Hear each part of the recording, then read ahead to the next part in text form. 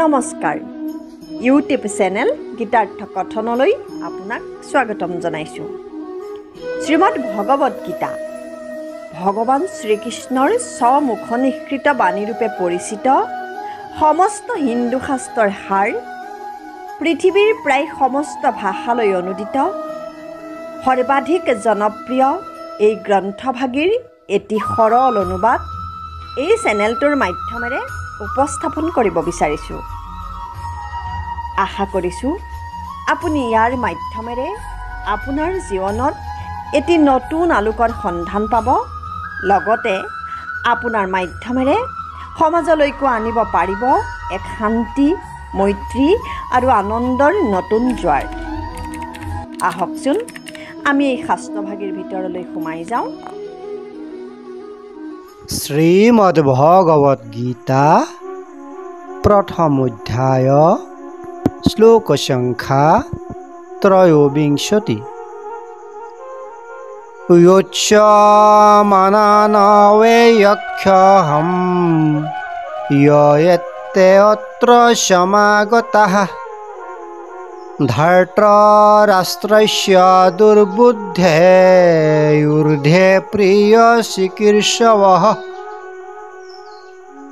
শব্দাৰ্থ: য়োচ্যমানানৱেয়ক্ষহম য়োচ্যমানান অৱক্ষে অহম।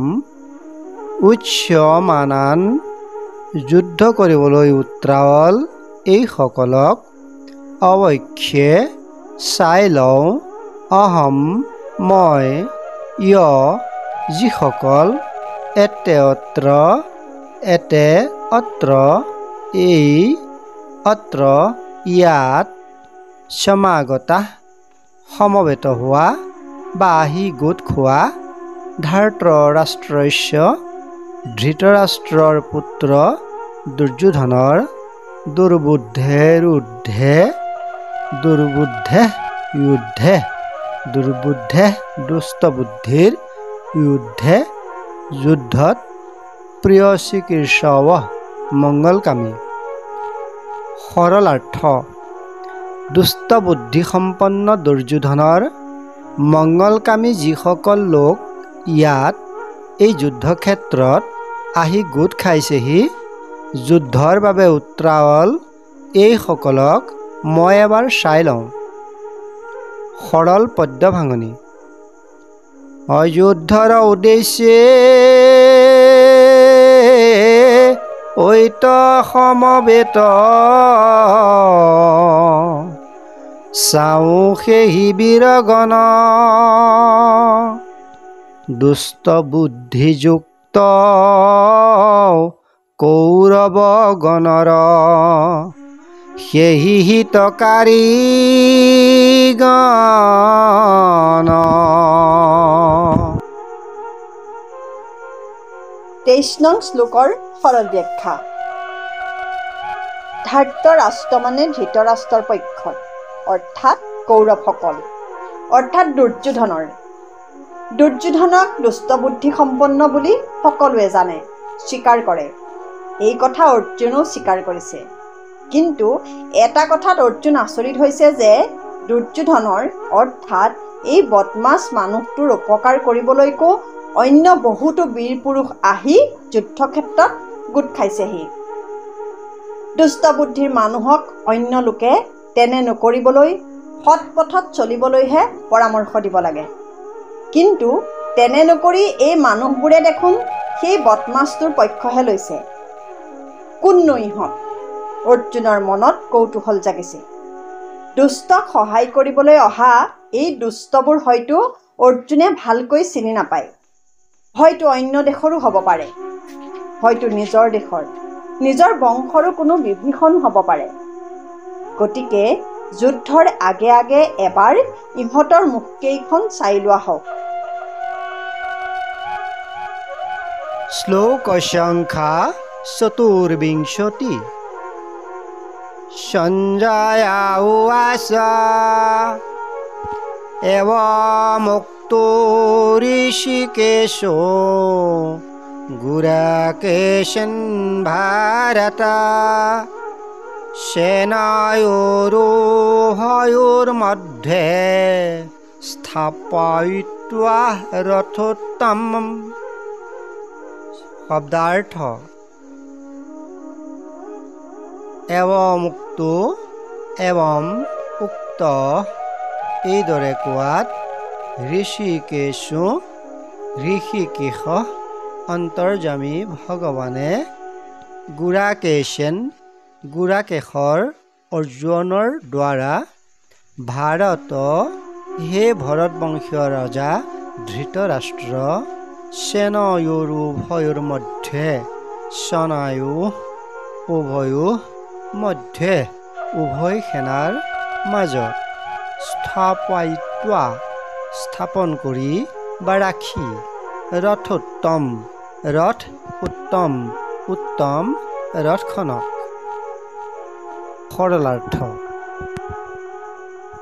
সঞ্জয়ে কৈছে, হে ভাৰত, অৰ্জুনৰ দ্বাৰা এই কথা কোৱা হলত অন্তৰ্যামী ভগৱানে উভয় সেনাৰ মাজত উত্তম ৰথখন স্থাপন কৰি।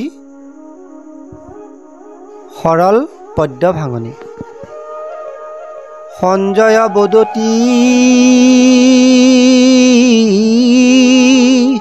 শুনা কুৰুপতি অৰ্জুনৰ আজ্ঞা শুনি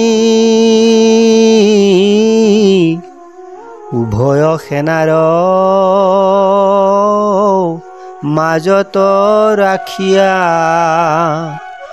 উত্তম ৰথ আপুনি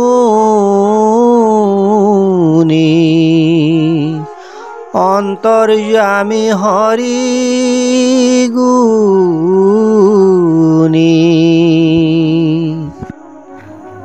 24 নং শ্লোকৰ সৰল ব্যাখ্যা।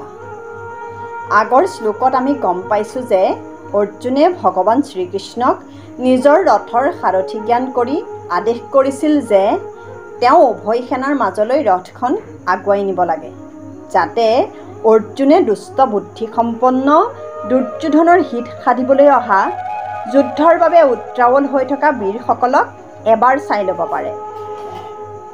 অৰ্জুনৰ এই আদেশ পালন কৰি এইবাৰ ভগৱানে তেওঁ আদেশ দিয়াৰ দৰেই উভয় সেনাৰ মাজলৈ ৰথখন লৈ আহিলে আৰু ক'বলৈ ধৰিলে। এই শ্লোকত ভগৱানক ঋষিকেশ বোলা হৈছে। ঋষিকেশ মানে ঋষিক অৰ্থাৎ ইন্দ্ৰিয়সমূহৰ ইশ অৰ্থাৎ গৰাকী। ঋষিক যোগ ইশ সমান ঋষিকেশ। মানুহৰ ইন্দ্ৰিয়সমূহক মনে চলায়, মনক বুদ্ধিয়ে আৰু বুদ্ধিক অন্তৰ্যামী ৰূপে থকা আত্মাই চলায়। সেয়ে অৰ্থত ভগৱান অন্তৰ্যামী আৰু তেওঁ সকলোৰে মনৰ ভাৱ জানে। সেয়ে তেওঁ অৰ্জুনৰ মনৰ কথা জানি তেওঁৰ ইচ্ছা অনুসৰি ৰথখন যথাস্থানলৈ লৈ আহিছে। এই শ্লোকভাগিত অৰ্জুনক গুড়াকেশ বোলা হৈছে। গুড়াকেশ এই শব্দটো দুই ধৰণে ভাঙিব পাৰি, গুড়া যোগ কেশ আৰু গুড়কা যোগ ইশ। প্ৰথম ভাঙনিত গুড়া মানে কেঁকুৰা চুলিৰ মানুহ। অৰ্জুনৰ চুলি কেঁকুৰা আছিল, সেয়ে তেওঁক গুড়াকেশ বোলা হৈছিল। আনটো অৰ্থত গুড়াকা মানে টোপনি আৰু ইশ মানে গৰাকী অৰ্থাৎ টোপনিক জয় কৰিব পাৰিছিল, সেয়ে তেওঁক গুড়াকেশ বোলা হৈছিল। এই শ্লোকত আমি গুড়াকেশ শব্দটো দ্বিতীয় অৰ্থত অৰ্থাৎ নিদ্ৰাজয়ী অৰ্থত ব্যৱহৃত হোৱা বুলি ধৰিলে শ্লোকটো অধিক অৰ্থবহ হয়। নিদ্ৰাজয়ী সকলো নহয়, হ'বও নোৱাৰে। যিসকল লোক অত্যাধিক ব্যস্ত তেওঁলোকে নিদ্ৰাক জয় কৰাৰ কথাও ভাবে। আমি শুনামতে বিশ্ববিজেতা নেপোলিয়নে হেনো দৌৰি থকা ঘোঁৰাৰ পিঠিতেই টোপনি মাৰিছিল। মহাত্মা গান্ধীয়েও কেতিয়াবা দিনটোৰ 24 ঘণ্টাৰ ভিতৰত মাত্ৰ 5 মিনিটহে শুবলৈ পাইছিল। এবিধ বিশেষ যোগাসন শৱাসন আয়ত্ত কৰিব পাৰিলে নিদ্ৰাক আয়ত্তাধীন কৰিব পাৰি। অত্যধিক ব্যস্ত অৰ্জুনৰ ক্ষেত্ৰতো গুড়াকেশ শব্দটো নিদ্ৰাজয়ী অৰ্থতে সচৰাচৰ ব্যাখ্যাকাৰসকলে ব্যৱহাৰ কৰে। এই শ্লোকৰ ভাৰত শব্দটো ভৰত ৰজাৰ বংশৰ এই অৰ্থত ব্যৱহাৰ কৰা হৈছে আৰু ইয়াৰ দ্বাৰা ধৃতৰাষ্ট্ৰক বুজোৱা হৈছে, যিহেতু সঞ্জয়ে ধৃতৰাষ্ট্ৰৰ লগতহে আলাপ কৰি আছিল। গতিকে আপোনাক সবে পিছৰ ভিডিঅ'সমূহ পাই থাকিবলৈ আমাৰ চেনেলটো ছাবস্ক্ৰাইব কৰি থ'ব আৰু লাইক, কমেণ্ট, শ্বেয়াৰ কৰিবলৈ নাপাহৰিব।